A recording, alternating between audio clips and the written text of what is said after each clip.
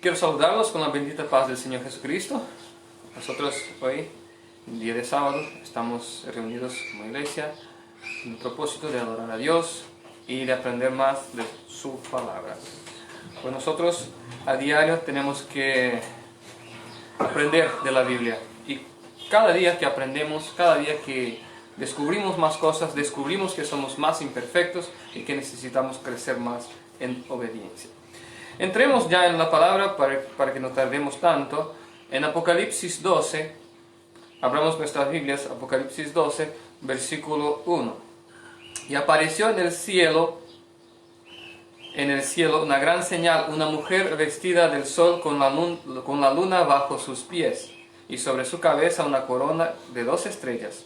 Y estando encinta, o sea embarazada, clamaba con dolores de parto en la angustia del alumbramiento. Esta mujer que aparece en Apocalipsis 12 representa una iglesia. Eso nosotros ya sabemos. Eso podemos leer y vamos a leer en Efesios capítulo 5 del versículo 24 hasta el 29.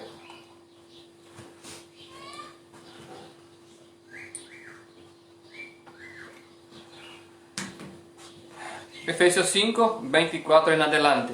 Dice así: así que como la iglesia está sujeta a Cristo, así también las casadas lo estén a sus maridos en todo.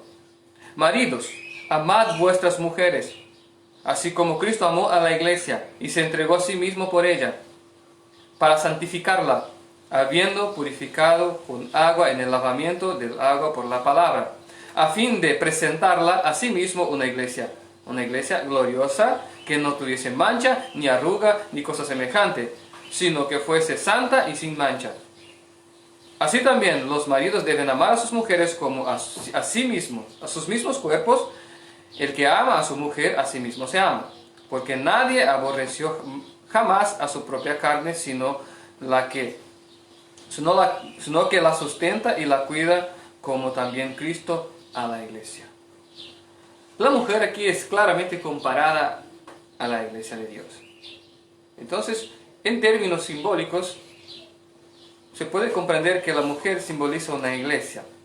También usted puede comprobar esto con más facilidad en San Mateo 25, donde habla de las 10 vírgenes, que son claramente comparadas a iglesias. Cuando habla de vírgenes es porque son puras. Aquí ya habla de la esposa del Cordero. Esta expresión es muy conocida en medio evangélico, la esposa del Cordero. Bueno, es una mujer. Entonces esa mujer que aparece en Apocalipsis 12 está vestida de sol. Es diferente de aquella que aparece en Apocalipsis 17, que es una prostituta. Esta está vestida del sol. ¿Qué es el sol en la Biblia? La Biblia dice que Cristo es el sol de la justicia. Entonces, si está vestida del sol, está vestida de la justicia de Cristo.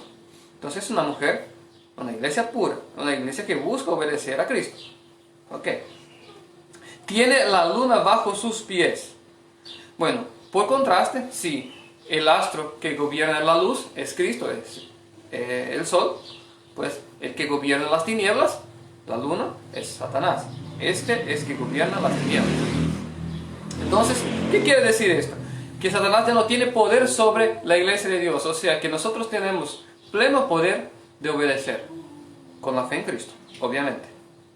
Cristo nos da a la iglesia verdadera pleno poder de obedecer. Nosotros pecamos si descuidamos, esto sí, pero si estamos atentos, pues Cristo nos ayuda. Bueno, sobre su cabeza una corona de 2 estrellas. Esta corona obviamente representa, si Cristo fue elevado por Dios a rey de los reyes, rey señor de señores, es rey. Pues su mujer tiene que ser reina, por eso tiene la corona. Y las 12 estrellas representan las 12 tribus de Israel, o sea que los 12 caracteres existentes hoy en la tierra. Que por contraste representa también los 144,000, que son 12,000 personas de cada carácter. Bueno, que tendrán sus caracteres cambiados por el carácter de Cristo. Ok.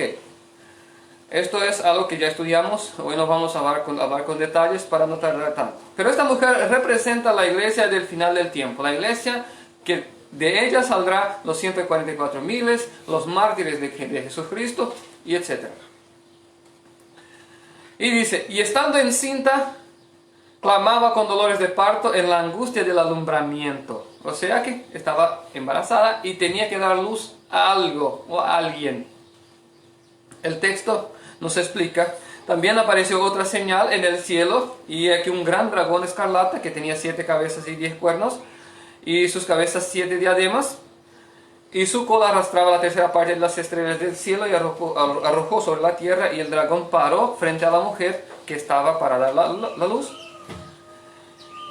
a fin de devorar a su hijo tan pronto como naciese. Entonces tendría que dar a la luz a un hijo, y el diablo estaba rodeando con el propósito de matar al hijo. Esto se cumplió previamente cuando María estuvo encinta de Jesucristo, que Pilatos trató de matar a Cristo. Se cumplió previamente, o sea que parcialmente. Tiene su cumplimiento futuro cuando nosotros vamos a dar a luz al carácter de Cristo en nosotros. ¿Cómo sabemos de esto? Leamos en Lucas, en Gálatas 4:19. Gálatas 4:19. El estar embarazada y el estar con dolores de parto para dar a luz, ¿qué significa? Significa lo siguiente. Gálatas 4:19. Hijitos míos, por quienes vuelvo a sufrir dolores de parto hasta que Cristo sea formado en vosotros. El carácter de Cristo tiene que ser formado en nuestras vidas. Por eso sentimos el dolor de parto. ¿Y a qué se refiere el dolor de parto? Esta gana que tienes de morir cuando pecas. A esto se refiere. Ese sufrimiento, esta angustia por pulir tu carácter.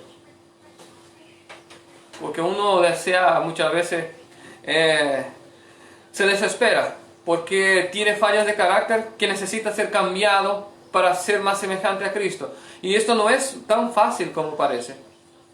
Porque uno nació con esto. Y esto tiene que ser cambiado. Pero este cambio viene de Dios. Pero tal vez Dios, a nuestro ojo, tarda un poco. Y nosotros sufrimos. Y esta angustia que nosotros tenemos por alcanzar una vida perfecta delante de Dios, pues a esto se refiere el dolor de parto. La pregunta que queda es, ¿usted tiene dolor de parto? ¿Usted está sufriendo por obedecer a Dios? ¿O está más o menos? Bueno, estoy bien. Hay un dicho que se dice entre los evangélicos, que si tu vida está muy buena, ojo, algo tiene que cambiar. O sea que el enemigo está feliz con tu vida. No sé si es así, cierto, pero que hay algo de fundamento, sí hay. ¿Por qué? Porque si nosotros nos sentimos ganas y sufrimos por cambiar nuestra forma de vivir por amor a Cristo, pues no estamos teniendo el dolor de parto. Y entonces, ¿somos esta mujer o no? No. Porque la iglesia verdadera que somos nosotros, las personas, nosotros somos el templo del Espíritu Santo. Si nosotros no tenemos el dolor de parto, no sufrimos por cambiar nuestra forma de vivir, pues no somos la iglesia verdadera. No somos los que harán parte de los 144.000. No somos los que serán mártires de Cristo. Porque en el texto de Apocalipsis 12 dice que cuando Satanás persigue a la iglesia de Dios, Dios la protege, pero él sale y va a hacer guerra en contra de sus descendientes, o sea, aquellos a quienes escucharon la palabra y dieron oídos muy tarde y tendrán que pasar por la muerte para llegar a la salvación. Entonces de aquí saldrán los mártires también. Entonces si usted hoy es cristiano y no sufre por sus fallas de carácter, pues ojo, estás en el camino equivocado. Pero yo tengo 100 años de cristiano. Si no sufres, estás equivocado. Porque la Biblia dice que en el día de Cristo, todo aquel alma que no estuviera triste, pues será sacado del pueblo de Dios. El alma que no estuviera triste será sacado. ¿Y por qué la tristeza? Por nuestras debilidades. Tenemos que reconocer que no somos nada. Sigamos. ¿A qué se refiere el devorar el Hijo?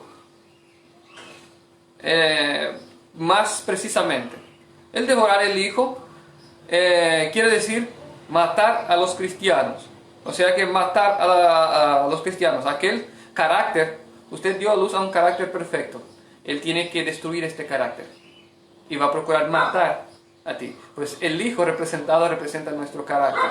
Cristo naciendo en nosotros. Cuando Cristo nazca en nuestro corazón, de verdad, que seamos puros, limpios de corazón, pues Satanás va a procurar matar. Lucas 21, capítulo 21, versículo 9. Lucas 21, versículo 9. Dice así: cuando oigáis de guerras y sediciones, no os alarméis, porque es necesario que estas cosas acontezcan primero, pero el fin no será inmediatamente. Entonces les dijo: se levantará nación contra nación, reino contra reino, habrá grandes terremotos y en diferentes lugares hambres, pestilencias, y hará terror y grandes señales en el cielo. Pero antes de todas estas cosas os echarán mano y os perseguirán y os entregarán a las sinagogas y a las cárceles y seréis llevados ante reyes y gobernadores a causa de mi nombre. Nosotros obviamente hoy oímos hablar de guerra y etcétera, etcétera, pero aún no sucedió la guerra del cuarto sello que está por venir. Ojo, cuando esto suceda, nación contra nación y esto, nosotros ya estaremos siendo perseguidos. ¿Por qué dice? Dice así: se levantará nación contra nación y reino contra reino, y habrá grandes terremotos y en diferentes lugares y pestilencias, y habrá terror y grandes señales en el cielo. Pero antes de todas estas cosas, echarán mano de vosotros y os perseguirán y os entregarán a sinagogas. Sinagogas, hermanos, aquí se refieren a templos. Las iglesias nos van a perseguir a causa de la verdad, a causa de denunciarnos que las iglesias hoy se convirtieron en morada de demonios, así como dice Apocalipsis 18. No digo que todas, pero la mayoría. Que solo se preocupan por el dinero, por la prosperidad material, cuando Cristo dijo totalmente otra cosa. Y se dijo: no juntéis tesoros en la tierra, sino que en el cielo. Entonces, antes de los grandes señales que habrán en la tierra, aún mayores de los que estamos viendo hoy, seremos perseguidos. Y esto no está tan lejos, queridos. Yo os digo que son poquísimos años. En algunas partes de nuestro continente americano ya se han creado leyes que sí pueden llevar a los cristianos verdaderos a ser casados y quizás multados, presos, demandados, etc. Entonces ya empezó esta leve persecución, pero casi imperceptible a quien no estudia, no busca saber. Pero esto muy pronto sucederá. ¿Y cómo sucederá esto?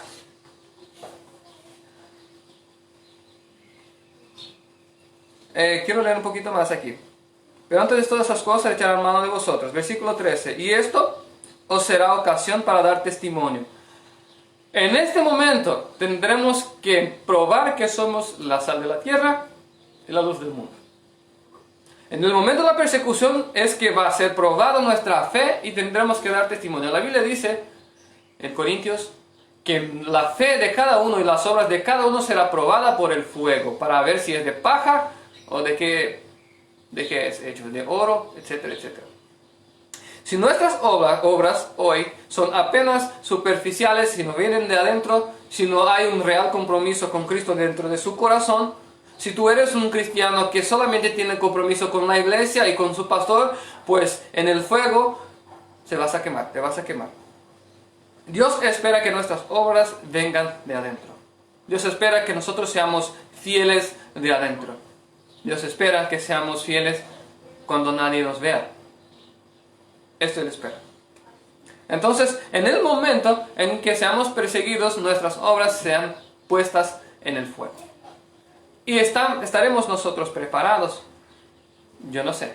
Esperamos que sí. Si seguimos firmes en la palabra de Dios, buscando cambiar nuestras fallas de carácter y obedecer a la Biblia, pues sí estaremos. Bueno, también dice en Apocalipsis 12, algunas cosas más que es importante destacar aquí. Dice, versículo 6, la mujer huyó para el desierto. No, perdón, versículo 5. Y ella dio a luz a un hijo varón que regirá con vara de hierro todas las naciones. ¿Quién es este? Jesús. ¿Quién daremos luz? ¿Ok? En nosotros. Que regirá con vara de hierro. Y todas las naciones. Y su hijo fue arrebatado para Dios y para su trono. Esta parte, después del punto y coma, se refiere al arrebatamiento mismo después de la venida de Cristo. Porque cuando tengamos nosotros el carácter de Cristo en nosotros, plenos, Satanás será expulso del cielo, tal como dice el texto, porque no habrá más cómo acusarnos. ¿Y de qué acusarnos? Entonces, se da la sentencia de cada uno que recibió, se da la sentencia, este será salvo. Dios pone firma su nombre en el libro de la vida, y este queda sentenciado a la vida eterna. De la misma manera, aquel que no alcanzó todavía está con el riesgo de ser sacado del libro de la vida. Entonces preparémonos, hermanos. Después, ahí dice así, y ella dio a luz a un hijo varón que regirá con vara de hierro a todas las naciones. Versículo 6, y la mujer huyó al desierto, donde tiene lugar preparado por Dios para que allí fuera sustentada por 1260 días. Después que el pueblo alcanza la plenitud de obediencia, Dios trabaja por ellos. La Biblia dice en Daniel que se levanta Miguel, el gran príncipe, en favor de su pueblo. Esto también está relacionado. Entonces, ¿por qué huye la mujer al desierto? Vamos a entender esto y vamos a ser más precisos posible y más criteriosos posible. ¿Qué es el desierto en términos simbólicos? En Apocalipsis 17, versículo 15, dice: me dijo también, las aguas que has visto donde se sienta la ramera son pueblos, muchedumbres, naciones y lenguas. Las aguas en términos simbólicos simbolizan pueblos, naciones, multitudes y lenguas. En el desierto no hay agua. Esto quiere decir que Dios, igual que en el pasado con los valdenses y los refugiados de la Guerra Santa, del Tribunal de la Inquisición, se refugiaban en los montes donde no había población, donde no había gente. Pues de la misma manera Dios espera que la iglesia verdadera se vaya más al campo, donde no hay tan grande población, porque es casi lógico que las calamidades y las principales devastaciones vienen por las grandes ciudades. Esto es obvio, no hace falta ser muy experto para entender esto. Entonces Dios espera que nosotros, el pueblo de Dios, salgamos de las ciudades lo más pronto posible. Trabajemos en esto. Y yo quiero contarles una breve historia de un libro de Flavio Josefo, que fue historiador judío. Y esto habló el pastor Jairo la semana pasada y creí pertinente hablarlos aquí. La Biblia dice en Lucas que cuando veáis Jerusalén cercada de ejércitos, salgan de la ciudad. ¿Qué pasó? Cerca del año 70 después de Cristo se rodeó Jerusalén. Y cuando el pueblo de Israel se refugió en el templo, rodeó el ejército romano el templo, pero parecía que ya no había más cómo huir, no tenía más cómo huir. Pero el comandante del ejército romano ordenó que se retirase el ejército de delante de los judíos. Y se retiraron los ejércitos y aprovecharon los judíos, se armaron y fueron detrás de los romanos y los hirieron. Y los hirieron y volvieron de la guerra victoriosos con aparatos de guerra, etc. Con las cosas que sacaron de sus enemigos. y felices volvieron. Y los rebeldes, o sea que los judíos, preparábanse para una futura guerra. Y había un hombre que sabía que Jesús dijo: cuando vea Jerusalén rodeada de ejércitos, salga de la ciudad porque se aproxima su destrucción. Algunos de los siervos de Cristo que estaban ahí, cuando tuvieron esta oportunidad, que vencieron la primera batalla, ¿qué hicieron? Huyeron. Huyeron a una ciudad, bueno, ahora no me acuerdo el nombre. Huyeron a una ciudad que estaba lejos de Jerusalén. Salieron de ahí. 7 años más tarde vino el ejército romano y destruyó Jerusalén. En este periodo de 7 años había un hombre que había oído las palabras de Cristo y que decía día tras día: ay de Jerusalén, porque se aproxima su destrucción. Él aún estaba en Jerusalén. Él no salió de Jerusalén. Pero Dios, cuando se cayó Jerusalén, Dios lo protegió, lo ayudó. No. Él murió en el cercado, o sea que en la batalla, cuando Roma tomó Jerusalén. Él, que era siervo de Dios, predicaba la verdad, sabía de la verdad, pero no actuó tal conforme a la verdad. No salió de la ciudad. Dios no tenía compromiso con él, pues no obedeció la palabra de Cristo. Cristo dijo: salí de la ciudad. Él no obedeció, pues murió. Eso es instructivo para nosotros. ¿Por qué? Nosotros sabemos lo que tenemos que hacer y estamos haciendo. Esa es la pregunta. Busquemos nosotros huir del desierto pronto. Vamos buscando formas. Dios es un Dios del imposible. No hay plata. Pero busque formas. Empieza a orar. Pon en la mano de Dios. Dios te ayudará. Para que busques un lugarcito donde puedas ir con tu familia para vivir. Porque llegará el tiempo que no habrá comida en la ciudad. Y Dios no tendrá compromiso contigo. Si usted que hoy oye y testifica en tu corazón el Espíritu Santo, Dios, toda promesa de Dios es condicional a la obediencia. Toda y cualquier promesa de Dios. Sigamos.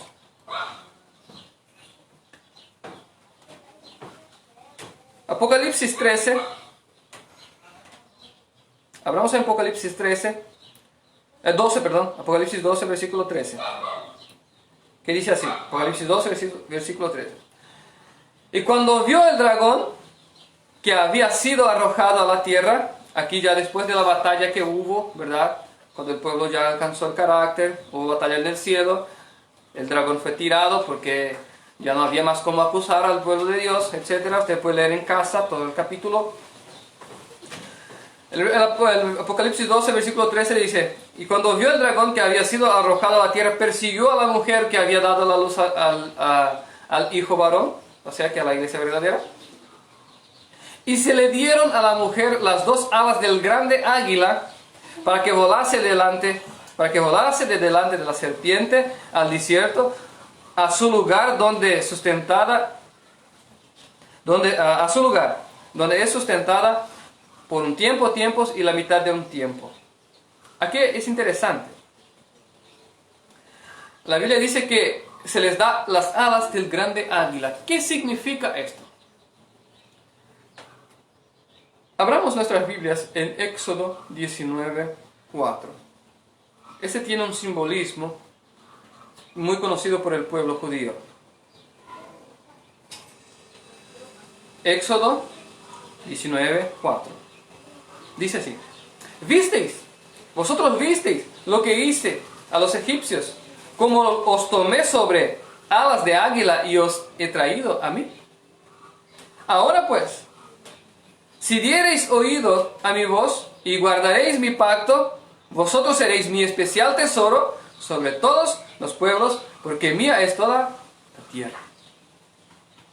El estar sobre las águilas, el ala de las águilas, del águila, simboliza la liberación de Dios, el actuar de Dios en favor de su pueblo. Por ejemplo, el ejército de Faraón estaba detrás del pueblo, delante del pueblo estaba el Mar Rojo, y Dios entonces abrió el Mar Rojo y pasó el pueblo por los abismos en seco. La liberación que Dios nos dará será semejante a esto. Y en Apocalipsis 12 también dice, ¿verdad?, que el dragón hará que enviará detrás de la mujer aguas como de un río. Y aguas son pueblos, naciones y multitudes. Pero la tierra se fenderá y tragará el agua. O sea que en el pasado Dios partió el mar. En el futuro Dios partirá la tierra, si necesario, por amor a su pueblo. Entonces, es necesario llegar a dar a luz al Hijo, a dar a luz al carácter de Cristo en nuestras vidas. No seamos hipócritas, no seamos dormientes, seamos adultos, ¿verdad? Dios promete sostenernos si tan solo obedecemos, como dice, como leímos. Ahora pues, si diereis oído a mi voz y guardaréis mi pacto, vosotros seréis mi especial tesoro sobre todos los pueblos, porque la tierra es mía. Entonces, es condicional. Toda y cualquier promesa bíblica es condicional. Dios no te va a dar un auto que Él sabe que te vas a ir a farrear. No. Él te va a dar un auto si vas a predicar el Evangelio, si necesitas para llevar su hijo, su familia, si de veras necesitas, te va a dar, pero para que seas obediente y seas luz y sal en la tierra. Dios no te va a bendecir para que sigas amando el dinero, etc. Es necesario hablar de tanto de esto. El que tiene buen oído para oír, ya puede escuchar.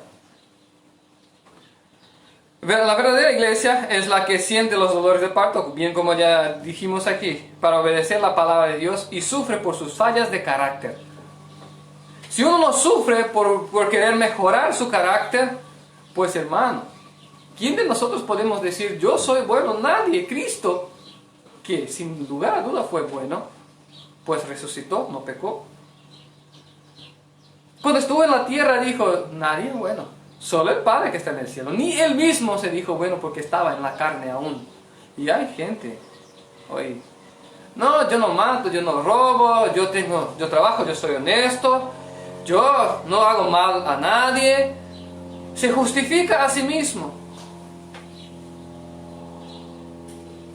Nosotros todos somos pecadores. ¿Y por qué estoy diciendo eso? San Mateo, capítulo 5, nos da las bienaventuranzas, y de eso vamos a hablar un poquito, y ya tenemos que encerrarlo para que no quede muy largo el mensaje. Pero vamos a tratar un poquito de cómo Dios espera que seamos. La primera bienaventuranza, o sea que San Mateo 5, versículo 1 dice, viendo la multitud subió al monte y sentándose vinieron a él sus discípulos y abriendo su boca les enseñaba diciendo. ¿Quién enseñaba? Jesús Cristo, nuestro Maestro, nuestro Salvador y nuestro Mediador, y aquel y nuestro abogado también. Y dice así, bienaventurados los pobres de espíritu, porque de ellos es el reino de los cielos. Algunas traducciones ya traen bienaventurados los humildes, bienaventurados los que saben que son pobres de espíritu. La traducción mejor dicha es esta, los que saben que son pobres de espíritu. ¿Por qué? Dios espera que seamos plenos en espíritu. Esto es bíblico, leamos. Eso está en 1 Pedro 4, versículo 6. Dice así, porque esto también ha sido predicado el Evangelio a los muertos, para que sean juzgados en la carne, según los hombres, pero vivían en espíritu según Dios. El vivir en espíritu según Dios es hacer lo que Dios quiere. Mas el fin de todas las cosas se acerca, sed pues sobrios y velad en oración. Entonces, Dios espera que vivamos en espíritu. ¿Por qué? Porque Dios es espíritu, ya vamos a leer esto. Que vivamos en espíritu y velemos en oración. Sed sobrios. ¿Qué es ser sobrio? El contrario de estar borracho. El ser sobrio es hacer las cosas conscientes, no movidos apenas por sentimientos. Hoy día la gente llora, se va a la iglesia, llora, salta, ¿verdad? Es conmovida por una música, etc., llora. Y a esto se le llama Espíritu Santo. No, No es así. Porque uno puede llorar viendo una película, una novela quizás, una encenación. Nosotros somos seres sentimentales y a esto no se le puede atribuir el Espíritu Santo. Cuando la prueba del Espíritu Santo en nuestras vidas es la obediencia, es la búsqueda y aún el sufrimiento por el pecado. Esa es la prueba del Espíritu Santo en nuestra vida. El sentimentalismo, eso es absolutamente natural, pues puedes llorar por un perrito que está en la ruta lastimado. Esto no simboliza el Espíritu Santo de manera ninguna. Evangelio de Juan, capítulo 4, pueden abrir ustedes. Evangelio de Juan, capítulo 4, versículo 24.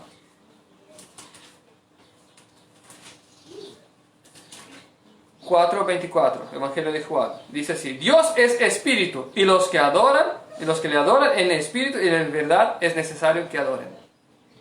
En espíritu, aquí quiere decir en la mente, en su corazón, en adentro.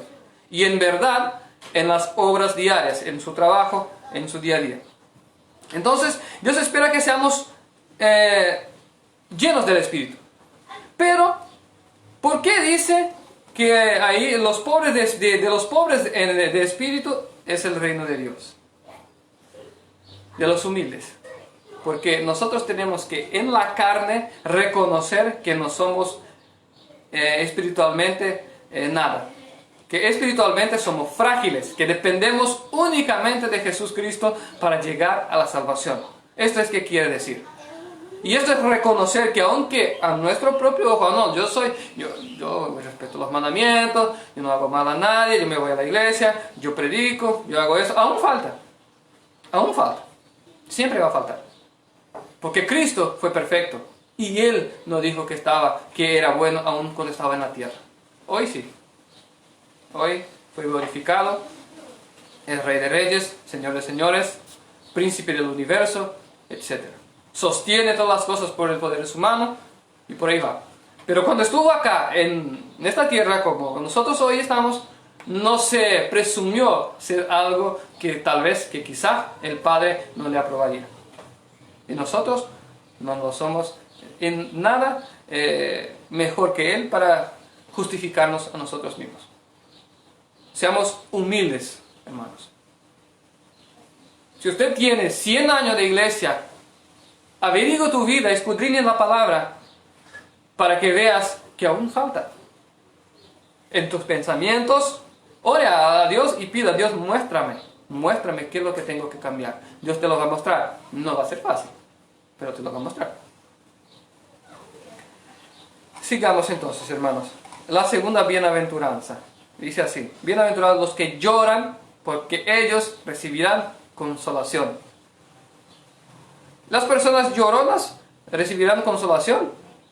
Obviamente no es así, porque como ya os dije, nosotros somos seres sentimentales.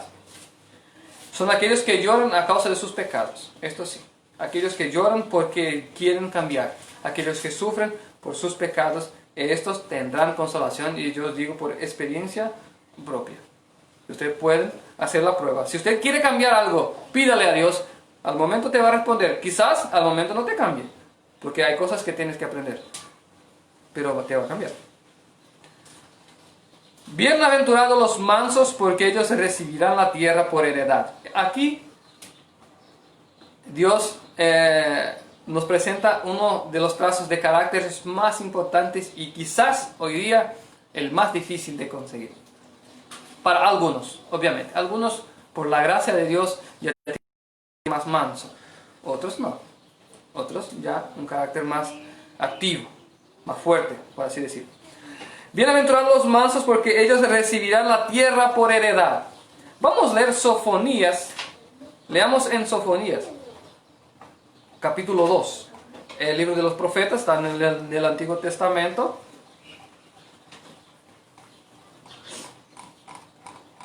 Libro de Sofonías, capítulo 2. A ver si encuentro aquí, también estoy contando. 2, versículo 3. Aquí encontré. Dice así: buscad a Jehová los humildes de la tierra. La primera bienaventuranza es: Bienaventurados los humildes, porque de ellos es el reino de Dios. Y dice más el texto. Los que pusisteis por obra a su juicio, o sea, el que es humilde y que puso por obra la justicia. ¿Qué es la justicia? Los mandamientos. Todos sus mandamientos son justicia, dice Salmos 119, versículo 172. ¿Encontraron? Sofonías 2, 3. Sí. Buscad a Jehová todos humildes. Y los que pusisteis por obra el juicio. O sea que si usted es humilde y aceptó poner por obra los mandamientos de Dios y obedecer a Dios, dice más, buscad la justicia, los mandamientos, buscad la mansedumbre, quizás seréis guardados en el día del enojo de Jehová. Tal vez, si usted alcance guardar la justicia de Dios y alcanza a ser manso, tal vez serás liberado en el día del enojo de Jehová. Para este día nos estamos preparando. Y usted ve que la Biblia es casi redundante en un aspecto. Tenemos que buscar ser justos delante de Dios. Obedecer. Estrictamente. Despojarnos de todas nuestras creencias que no, yo soy bueno en eso, no, nosotros somos nada. Nosotros tenemos que tratar de poner por obra aquello que Cristo nos enseñó. Amar a Dios sobre todas las cosas y a su prójimo como a sí mismo. Es condoler del sufrimiento del prójimo. No es juzgar solamente, no es decir, bueno, fulano está equivocado porque es así, porque es así. No, es saber que, bueno, él tiene ese error, pero yo tengo otro en otra parte. Y tratar de ayudar, de facilitar la vida de este para que llegue a la salvación. Tampoco los vamos a apoyar en su error, pero tampoco vamos a empeorar su situación. Esto es lo que Dios espera de nosotros. Que seamos simples como las palomas. Que andamos, o sea, que una paloma está andando ahí tranquilo. No hace ruido. Casi como si no estuviera ahí. Así tenemos que ser nosotros. No aparentar. No querer ser mejor que el otro. No querer, y hoy día los predicadores que se dicen predicadores del Evangelio quieren elevarse. El predicador está más sujeto a ser perseguido, a ser maltratado, y el juicio. La Biblia dice, no queráis todos ustedes ser maestros, porque los maestros serán juzgados con más duro juicio. Ahí los pastores quieren hacerse los buenos, pero el juicio para ellos será mucho mayor de que para el cristiano que está en el banco. Entonces, ¿para qué querer ser algo que no lo somos en realidad? Esperemos pongamos todas nuestras esperanzas en Cristo Jesús, para que Él nos guíe, Él nos cambie, y Él haga justicia por nosotros. Y esforcémonos, día tras día. Buscad la mansedumbre, quizás seréis guardados en el día del enojo de Jehová. El tener sed y hambre de justicia, poquito más, y ya vamos al final. Ahí donde dice las bienaventuranzas, ¿verdad? Bienaventurado el que tiene, San Mateo 5, versículo 6, versículo 6, San Mateo 5, versículo 6. Bienaventurados los que tienen hambre y sed de justicia, porque ellos serán saciados. Esta es la promesa de Dios por todo aquello que realmente quiere obedecer a Dios. Porque justicia, ¿qué es justicia? Leamos entonces qué es justicia. Usted no hace falta abrir ahora, pero tomen nota, si es posible. O si pueden también con facilidad, abran en Salmos 119, 172. Salmos 119, 172. Viene en el medio de la Biblia, está, más o menos. Ok. Dice así: hablará mi lengua todos tus dichos, porque todos tus mandamientos son justicia. Y todo el hombre será llevado a juicio por la Biblia. Dice que todo lo que se tiene oído, el final es: teme a Dios y guarda sus mandamientos, porque se traerá todo hombre a juicio por esto. Entonces la justicia es los mandamientos de Dios. Abramos también en Romanos, en el Nuevo Testamento, versículo 7, capítulo 12, que dice así: De manera que la ley es la verdad. Santa es santa y el mandamiento es santo, justo y bueno. Qué contradicción, ¿no? Y la mayoría dice que la ley se cayó. La ley que se cayó, más una vez, instamos que es la ley ceremonial. Por eso que cuando Cristo murió, se partió el velo del templo, simbolizando que el servicio en el templo de sacrificio de animales y lunas y fiestas ceremoniales se habían terminado. Pero la ley moral permanece y tal como Jesús dijo, y ya vamos a leer en capítulo 5 también de Mateo, pasará el cielo y la tierra y ningún jota o tilde se sacará. Entonces alguien está mintiendo en esta historia. Y no es Jesucristo. Es importante que busquemos estar en conformidad con la palabra de Dios y principalmente sobre el sábado. ¿Por qué vamos a instar de nuevo sobre el día de reposo? ¿Por qué hablamos tanto de esto? Ojo, hermanos, el día de reposo es la señal de autoridad de Dios sobre nuestras vidas. Abramos en Ezequiel.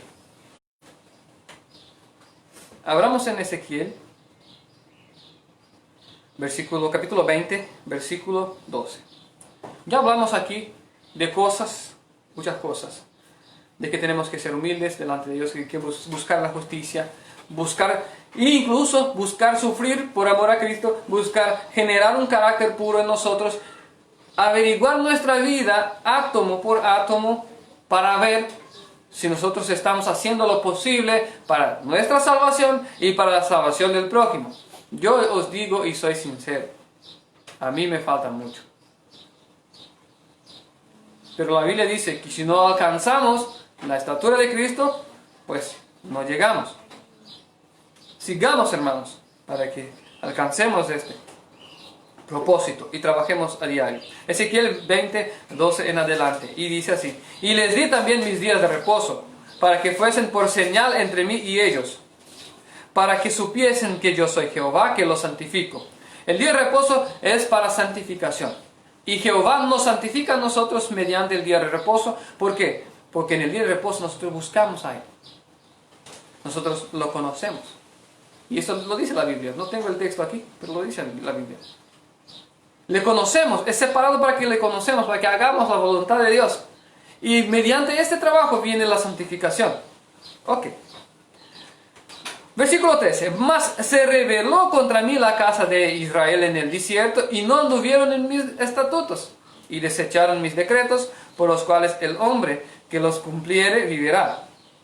Y mis días de reposo profanaron en gran manera, y dije, por tanto, que derramaría sobre ellos mi ira en el desierto y para exterminarlos, pero actué a causa de mi nombre, para que no se infamase a la vista de las naciones ante cuyos ojos los había sacado.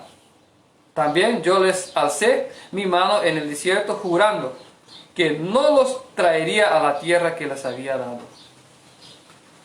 Cuando se descumplió el día de reposo de Dios, Dios juró. Él puede. Nosotros no podemos jurar. Es pecado. Pero Él puede. Porque no hay nadie encima de Dios. Y Él juró que no entraría en la tierra santa, en la tierra prometida, el descumplidor del sábado. Ojo, vamos a abrir un paréntesis. La Biblia dice que la justificación es por la fe y no por obras. Pero las fe sin obras son muertas. Si una persona conoció a Cristo, no tuvo la oportunidad de saber del día de reposo y de las verdades más profundas de la Biblia, y vino a morir por un accidente o cualquier cosa, pero fue fiel a la luz que recibió, pues será salva, sin haber guardado un día de reposo siquiera. Pero nosotros hoy que estamos vivos y que oímos la palabra de Dios, pues para nosotros no hay caso. Para nosotros no hay caso. Nosotros oímos. Tenemos que buscar entonces, ver si es verdad, orar a Dios, pedirle dirección, y si Dios nos comprueba, pues hagamos. Pues Dios promete y jura que no entrará en su reino el que le cumple el día de reposo, si lo sabe. Si no lo sabe es otra cosa. Dios no toma en cuenta el tiempo de ignorancia. Pero si sabe, pues que busquemos hacerlo. Y de este tema, vamos a leer un poquito más.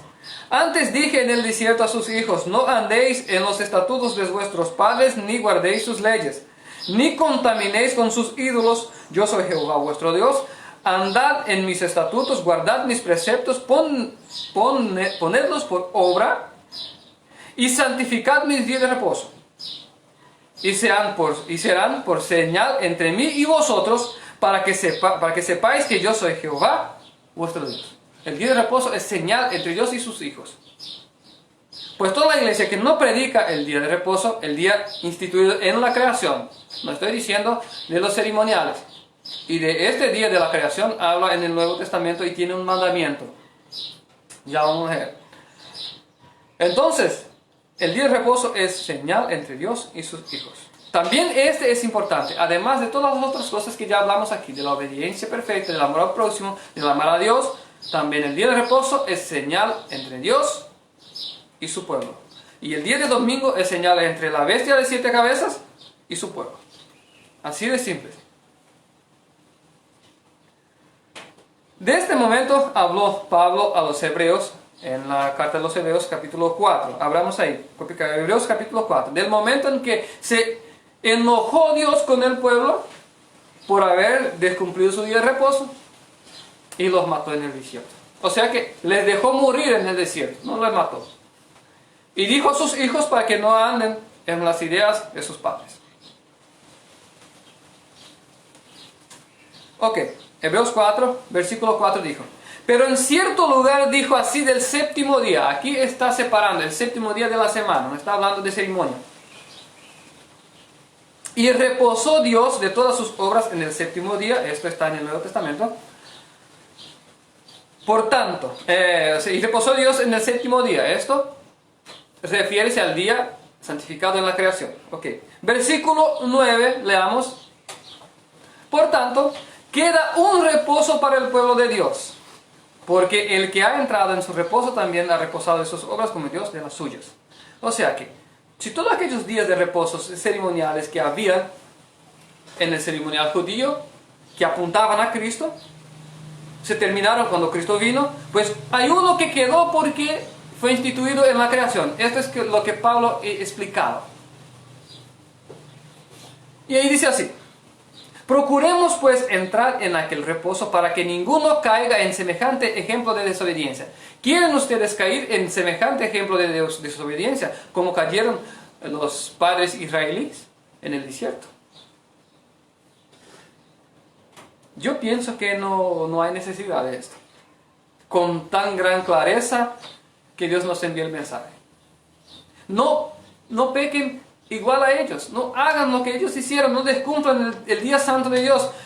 El día en sí, el día es tal como cualquier otro, pero nuestro sentimiento tiene que ser para alabar a Dios, para dedicar nuestra vida a Dios, para conocer a Dios, porque Dios determinó que este día es para santificación. Dice el cuarto mandamiento: acuérdense del día de sábado para santificarlo.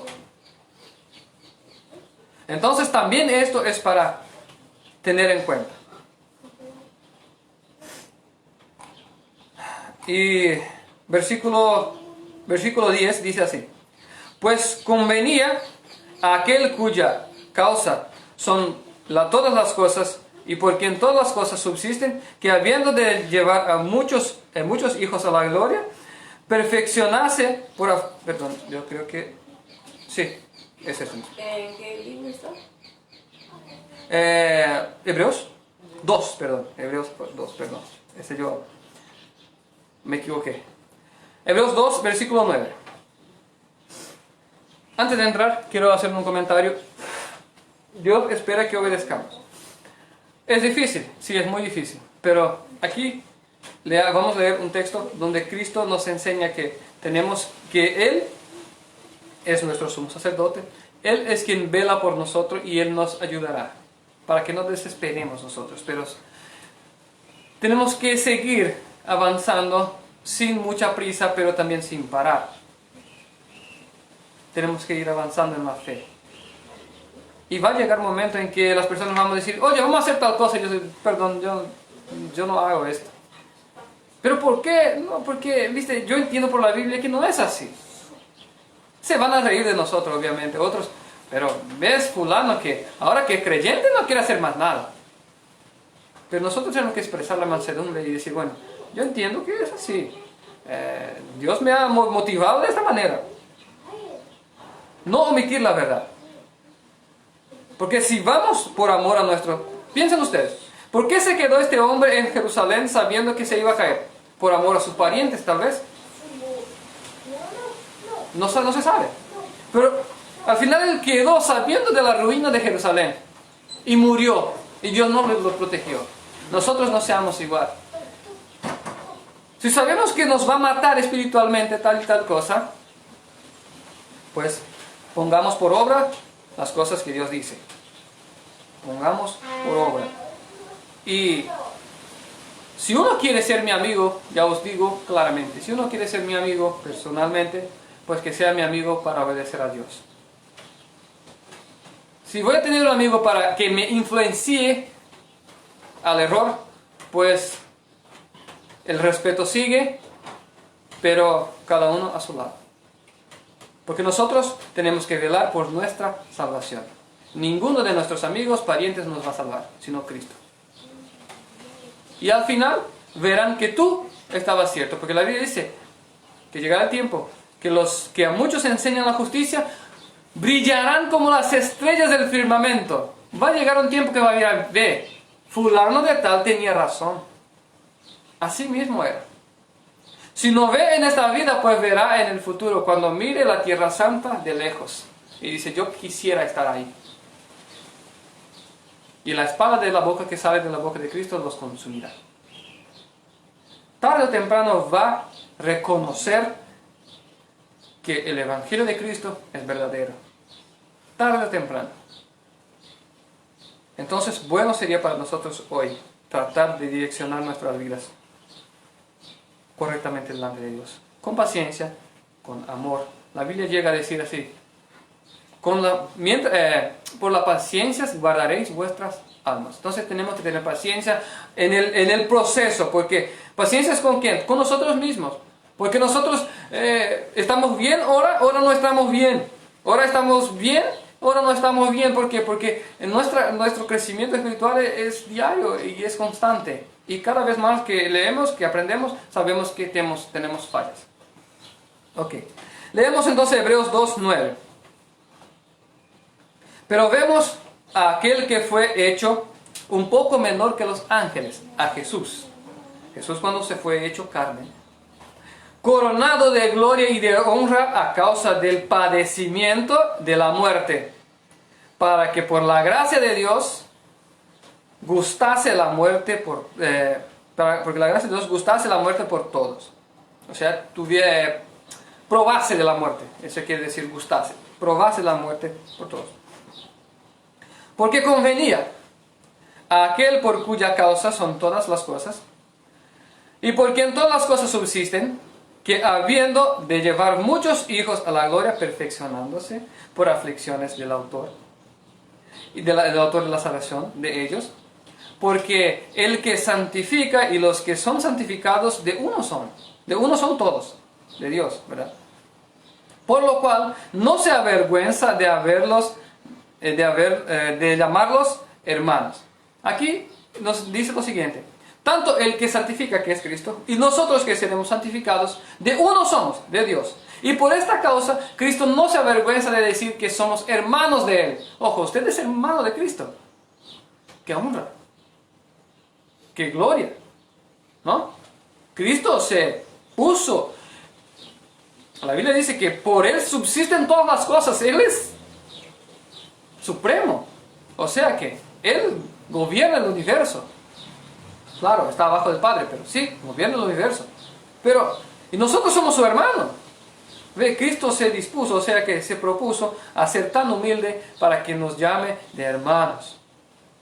Porque Él sabe de nuestras debilidades, de nuestras fraquezas. Y Él se compadece de nosotros. Y dice más, diciendo, anunciaré a mis hermanos tu nombre. En medio de la congregación te alabaré. Y otra vez, yo confiaré en Él. Y de nuevo, he aquí yo y los hijos de Dios y los hijos que Dios me dio. Así que, por cuanto los hijos participaron de carne y sangre, Él también participó de lo mismo. Aquí dice lo siguiente: si los hijos que somos nosotros participamos de carne y sangre, o sea que somos de carne y de sangre, Él también lo hizo. Padeció de lo mismo para sufrir por medio de la muerte al que tenía el imperio de la muerte, esto es, Satanás, y librar a todos los que por el temor de la muerte estaban durante toda la vida sujetos a la servidumbre. Aquí habla sobre la servidumbre del pecado, ¿verdad? Antes que Cristo muriera, el hombre no tenía fuerzas para sobreponerse al pecado, y con la muerte de Cristo sí nos dio poder por la gracia de vencer al pecado. Porque ciertamente no socorrió a ángeles, sino que socorrió a la descendencia de Abraham. Entonces cuando Cristo murió en la cruz no vino a socorrer a ángeles, sino que a nosotros, a los que tienen fe, a la herencia de Abraham. Por lo cual debía ser en todo semejante a sus hermanos para venir a ser misericordioso. Entonces Cristo se asemejó en todo a nosotros, en carne, sangre, para poder compadecerse de nuestras debilidades. ¿Cómo pues un hijo de Dios, que nunca había probado de las debilidades humanas, podía interceder por nosotros? Si no entiende, si no sabe cómo es. Él no. Él padeció en la carne y sufrió nuestras fraquezas para que hoy pueda estar delante de Dios. Y ahí dice así: para venir a ser misericordioso y fiel sumo sacerdote en lo que a Dios se refiere, para expiar los pecados del pueblo, pues en cuanto Él mismo padeció siendo tentado, es poderoso para socorrer a los que son tentados. Entonces, hermanos, si usted tiene pecados, si usted es tentado, nosotros somos tentados por las concupiscencias nuestras, ¿verdad? Por nuestros deseos. Pero Dios se compadece de ti. Si es que realmente quieres cambiar, Cristo se compadece de ti, intercede ante el Padre por tu vida. Entonces, así es que no estén desesperados. Vivamos el hoy, pero que mañana sea mejor en la obediencia a Cristo. Este es el mensaje claro de Dios hoy para nosotros. Que tengamos en cuenta que nuestra vida sea realmente la luz y la sal de la tierra. Porque nosotros tenemos que brillar. Las personas tienen que mirar y decir, bueno, este sí es un hijo de Dios. Nuestra forma de actuar, de hablar, de vestirse, de ser con mansedumbre, con cariño, pues así espera el Señor de nosotros. Segunda Pedro 3:11 dice así. Segunda Pedro 3:11: puesto que todas estas cosas han de ser deshechas, ¿cómo debéis vosotros andar en santa y piadosa manera de vivir? Ustedes saben que todo esto aquí va a terminar. ¿Cómo andarán ustedes? Dios espera que andemos en conformidad. Apocalipsis 3:10 tiene la promesa. Por cuanto, o sea que, también condicional, has guardado la palabra de mi paciencia. Entonces, aquí es alguien que ya obedeció, que puso por obra las cosas que Dios espera. Yo también te guardaré de la hora de la prueba que ha de venir sobre el mundo entero para probar a los que moran sobre la tierra. Entonces, en este día de calamidad, en el día de la destrucción de Jerusalén, por así decir, simbólicamente, el día de la ira de Dios, Dios nos protegerá. Pero si no ponemos por obra, Dios no tiene compromiso con nosotros. E incluso Dios nos insta a que salgamos de los grandes centros, a que obedezcamos su mandato, para que en este día Él tenga compromiso con nosotros. Él no tendrá compromiso con nadie que no tiene compromiso con Él. Y aquí, Apocalipsis 14, versículo 12, Dios expresa quién es la iglesia verdadera. ¿Quiénes son la iglesia verdadera? Apocalipsis 14, versículo 12, aquí está la paciencia de los santos. Los que guardan los mandamientos de Dios y tienen la fe de Jesús. Guardar los mandamientos son los 10 mandamientos que tiene en Éxodo y en Deuteronomio. ¿Qué dice? No tendrás otros dioses delante de mí. No haréis imágenes. No tomarás el nombre del Señor tu Dios en vano. Acuérdate del día de sábado. para santificarlo. Honra padre y madre, no hurtarás, no furtarás, etcétera, etcétera. Eso ya más todo el mundo sabe. Entonces, estos mandamientos tienen que ser guardados. Dios no es una trinidad, es uno solo. El día del Señor es el sábado, no es el domingo. Y los demás, y hacer imágenes para postrarse delante de él es pecado, y decir el nombre de Dios en vano o por cualquier motivo es pecado. Y es el tercer mandamiento, incluso tan importante cuanto los demás. Y tienes que creer que Jesús Cristo es que nos cambia y que nos salva. Entonces, el mensaje de Dios para nosotros es un poco largo, mucha información, pero ora a Cristo y pídale que te dé una vida conforme a su palabra. Una vida que confronte al mundo, pero de la mejor manera. Que les muestre que es posible obedecer, que les muestre que es posible cambiar. Porque hoy en el mundo dice, no, nadie cambia, nadie cambia. Nadie puede ser perfecto. Nosotros, con la gracia de Dios y con la fe en Jesucristo, mucha oración y mucho estudio de la palabra, alcanzaremos la perfección. Porque la Biblia lo dice. Si yo y tú no alcancemos, alguien va a alcanzar. Porque la Biblia dice que habrá por lo mínimo 144,000 que alcanzarán. Y los mártires, que son como arena del mar. Entonces, vamos a tratar de alumbrar al mundo con nuestras vidas. Que Dios los bendiga. Si usted necesita oración, si usted necesita alguna ayuda para comprender la palabra, mi número está en la página, y si usted me mira por YouTube, estará en la descripción. Dios los bendiga.